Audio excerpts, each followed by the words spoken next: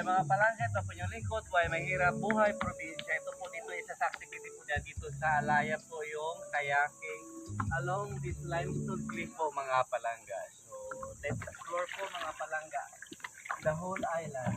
So, yung accommodation po nila doon po sa taas mga palangga. So, actually, solar power po ang ginagamit nila dito sa island po.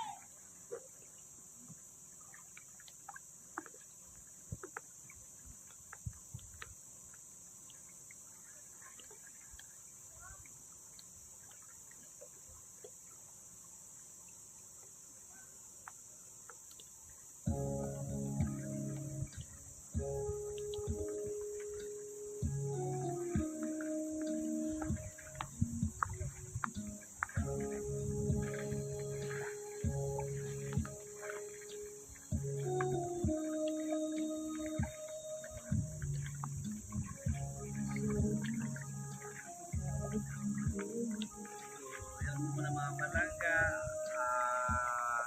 pupunta ka po tayo doon sa taas, yung sa forehead nila ang sabi. So, ikaw naman, saan yung cellphone mo? Wala dun sa ano.